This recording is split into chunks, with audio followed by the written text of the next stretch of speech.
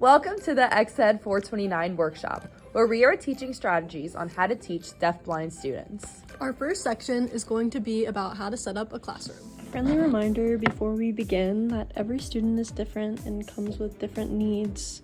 This is just a generalization of some information for this project. It's an overview. It doesn't cover every single thing that people need to know about dealing with students with deafblindness, but it's just kind of an informative workshop for beginners or people who have not yet had experience with these students. When setting up a classroom for students who are deafblind, it is important to remember we need to make this classroom accessible. We should reduce the amount of posters that are on the walls so students are able to focus on the board and eliminate visual distraction. Lighting should be evenly distributed and softly diffused. It is also important to note teachers should wear dark, plain colors in order to reduce visual distractions. It's time to test your knowledge. Would this wall be a good example of what you want your classroom to look like?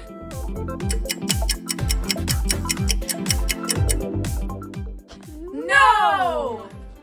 This wall has way too many visual distractions as well as colors. Now let's look at another wall. Would this wall be a better example for your classroom?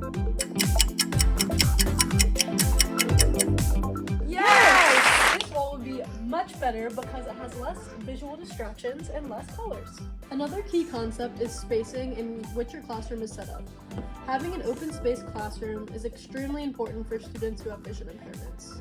Also, keeping the same layout of your classroom is also very important. This ensures that our students will have consistent routines throughout the classroom and won't feel uncomfortable with the changes.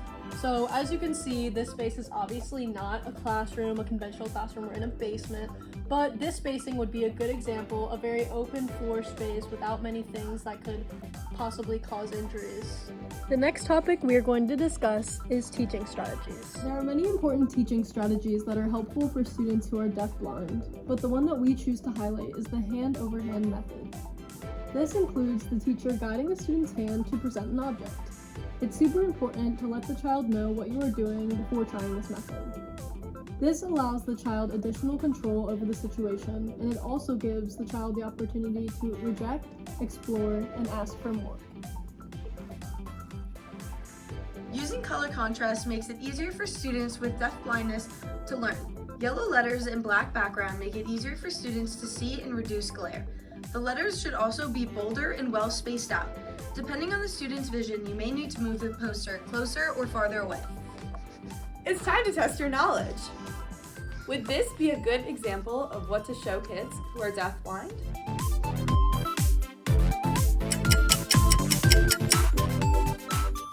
Well, kind of. You can see at the end of the example, the letters are way too closely spaced together. We can thank Lauren for that. At the beginning, however, we can see how the letters are bold and better spaced out. In our next section, we are going to go over some other important reminders that you will need when interacting with a student who is deafblind. Provide plenty of wait and response time because of the disordered information in both senses. It may require some children extra time to process this information through other senses. This is an example of how to use proper wait times during a conversation. So Lauren, what did you do this weekend? I went to the mall with a couple of my friends. That's nice. What did you get? I just got a t-shirt. Cool.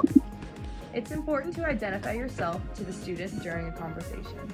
Never assume the child knows you by your voice. This is an example of how to identify yourself to a student before walking up to them. Hey Lauren, it's Brooke. Is it okay if I sit next to you? Hi Brooke, yes, of course. Always remember to say goodbye if you are leaving a conversation. If you don't, the student may assume you are still there. This is an example of how to exit a conversation. It was really nice chatting with you, but I'm gonna go and do some work at my desk. Okay, have fun. Bye, Brooke. Bye. It's important to note that many students who are deafblind use assistive technology. One device you may see in the classroom is an assisted listening device, or ALD. ALDs were designed to get rid of background noise so students were better able to hear the teacher. An ALD works by having the speaker, who is usually the teacher, wear a microphone connected to a receiver, who is usually the student. This speaker's voice is then sent directly into the listener's ear. Background noise is not picked up by the microphone, so its effects are decreased. It's important to note that when speaking to students who have deaf blindness, we need to be fully enunciating our words. We should try our best to speak as clear and as concise as possible, and to try to avoid the use of a lot of filler words.